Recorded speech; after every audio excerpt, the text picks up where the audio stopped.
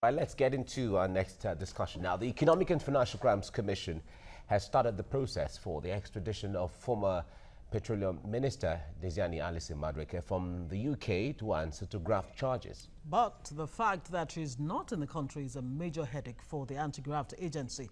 A federal Capital Territory High Court issued a 72-hour ultimatum for all law enforcement agencies, including the EFCC, to arrest Diezani. But the anti-graft agency's boss, Ibrahim Magu, says the EFCC cannot prosecute her because she's not in the country. He wants more pressure to be mounted on the UK government to extradite former Petroleum Minister Alison Madueke. Now, Mr. Magu insists he does not indeed, or he does not need up to that time to effect the arrest.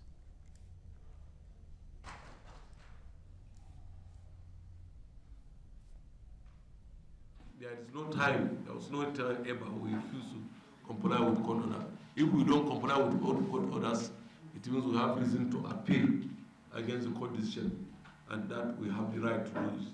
I need less than 72 hours to produce Diezani, but how can I get her? She's been protected by other law enforcement agencies outside this country. This is my predicament. This is our predicament. Yes, otherwise 72 hours, if she's here, I will just get her within a minute. We are making preparations to get her. We have already gone into the court. In fact, that was our request for extradition that compelled the court to declare that to issue a warrant of arrest against her.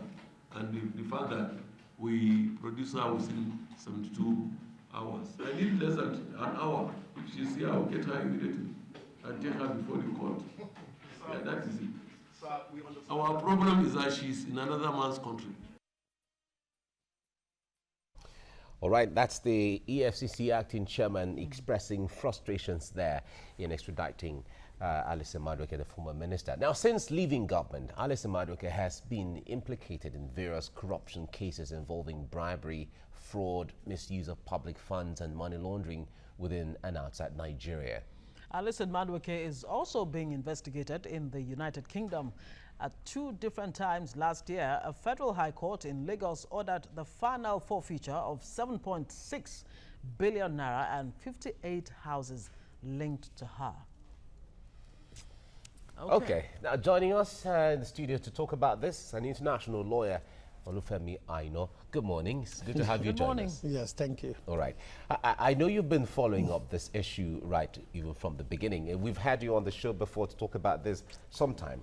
Now, the EFCC is no longer news. They've really expressed frustration. But the twist to this thing is the courts issuing, the High Court issuing a 72-hour time frame for Alison Madueke to be arrested when indeed she's not in the country. Yes. How contradictory is that? Because I know the court has all of this information at its disposal. I know, but the point is that that 72 hours will pass and nothing is going to happen. And if EFCC wants to get Diezani into this country, bet me and you, it probably take them another 2.5 years, if not 3 years, because that is the way the legal system works. And let's borrow a leaf from the case of Kasham. Since 2014, there has been a request to send Kasham to United States of America because of one allegation or the other. 4 years down the line, he's still in the country. And it may even interest you. He's even trying to contest as a governor of Ogun State. If he's lucky to win that election, immunity will kick in. And then 4 years down the line, or 8 years, depending on... So 8 years down the line, he will still be here with us. And in the long run, after his tenure, somebody is going to approach the court and say, look, we still want to extradite this man. And you have all sorts of hurdles to cross at that time. Because don't forget, as time goes by, memory fades away, people pass on. Most of the witnesses may not even be able to recollect. And the EFCC, they are now showing their frustration. It's understandable. But where were they when the woman was a minister in this country. Where were they after the 2015 election, before the inauguration? Why did you not take steps, even if you have to use a holding charge at that point, and make sure that this person is promptly brought to before the court? And I must tell you, this judge made the order that you must produce her within 72 hours. Fair enough. Once that 72 hours Lapses. are you still going to use that warrant and go to UK that, look, oh, there is a warrant of arrest? Oh, there will be a new one? Or you will go and renew that. That's not a problem. But the point is this. You can even get the best warrant in any court in Nigeria. Take it to the UK. It doesn't mean they're going to arrest Diezani and put her in the next available flight and say, go to Nigeria. They want you there. No. Once, what you need to do is this. We'll actually come to what you need to do.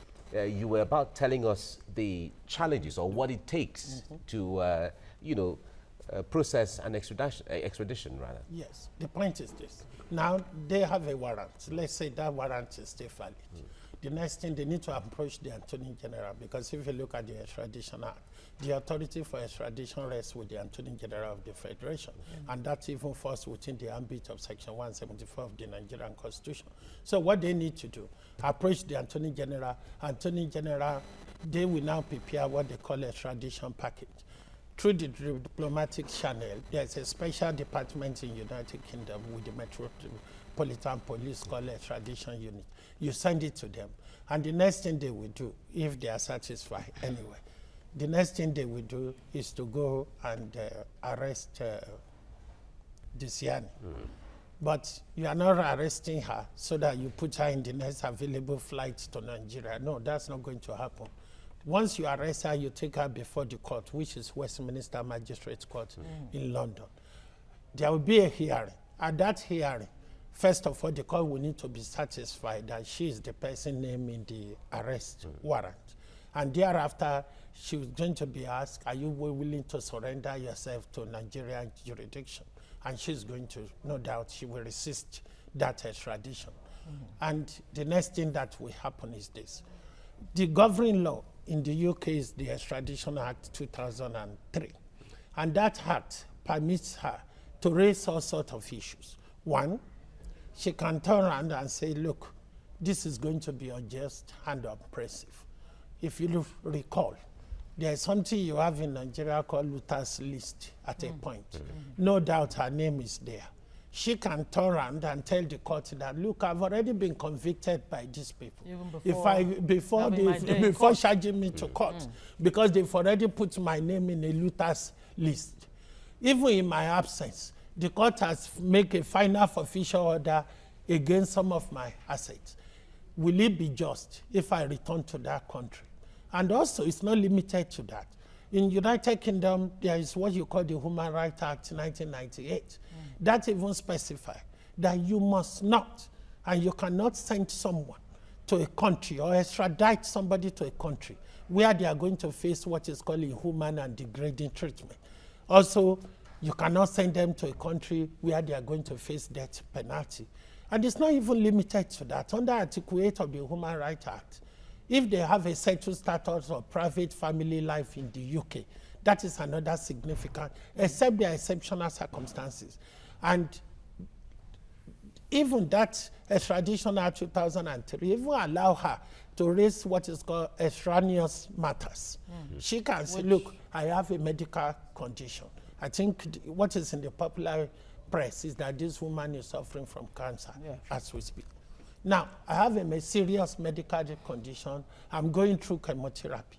When I get to Nigeria, the first thing they will do is to lock me up in prison. And their prison service is not something to write home about. Even those who don't even have cancer, they are going through a lot in prison, not to talk of me. And also, there was an incident where someone was seriously ill by the name Olisa Menchu. And right from the hospital, the judge insisted you must bring him on his hospital bed. Now, if I'm on my hospital bed, these are the things they are going to do. And their justice system is such that we drag on for years and years. She's going to raise all sorts of issues. And at that point, the court will need to decide whether it will be just to send her back to come and face whatever allegations she has against her name.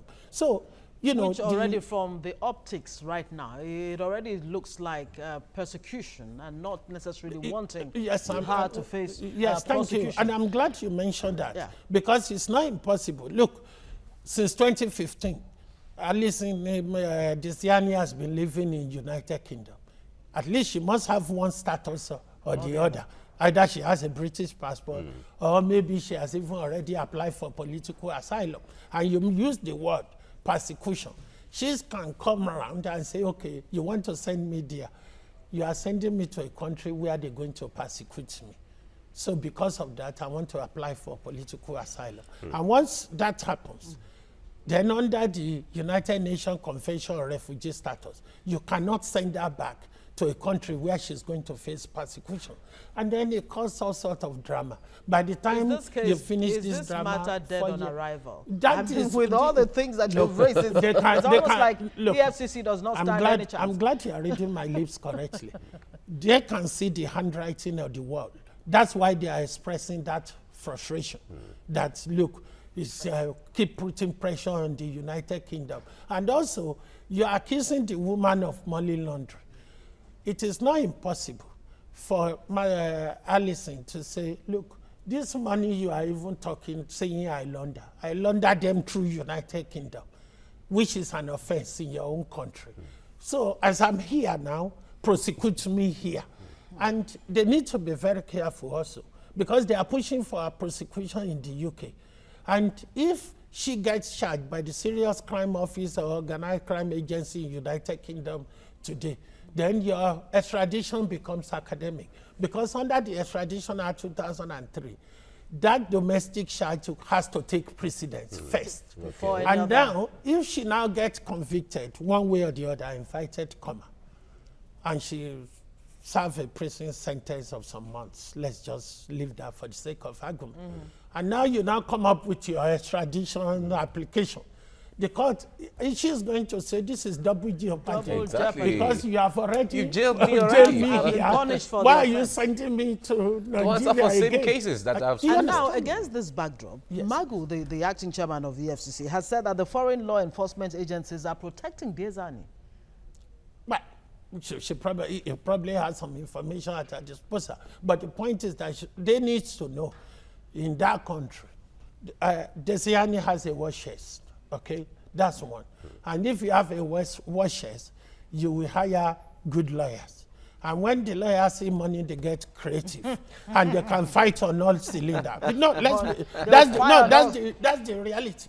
Because if you come to a lawyer and you say, the lawyer can tell you, you see, we can do this, we can do that, but because you don't have money, let us do this. But if you have money, we can do this, do that, do that. So the creativity comes in, and the frustration will set in.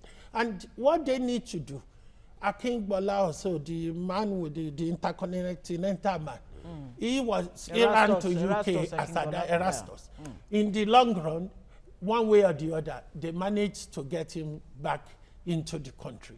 So what they need to do is either to reach out to her one way or the other. And also I must say something. You see, when you are dealing with white-collar criminals, either Diezani or this are the realm of allegations, when you are dealing with them, the priority is not to send them to prison. The priority is for you to take profit out of their criminal activities. What I want how as much a are you able to take back how from much what they have taken? you are able to take back from. And also, last point, this idea of people coming and saying, pleading, are you guilty or not guilty? If a criminal says he's not guilty, it's not saying he hasn't done it. What it's just saying is that if I've done it, I might have done it. You prove it. You prove. Okay, it's just And giving that you is an what extra it means. assignment. Exactly. All right, we have to leave you here now. We must thank you so much, international lawyer Olufemi Aino, for giving us insight into all of this. Now, we remember some time ago when Alison was saying, let me go back to Nigeria. And EFCC and everyone, no, stay in the UK, answer for your... But here we are right now. The tables have turned. Thank you very much for coming. All right.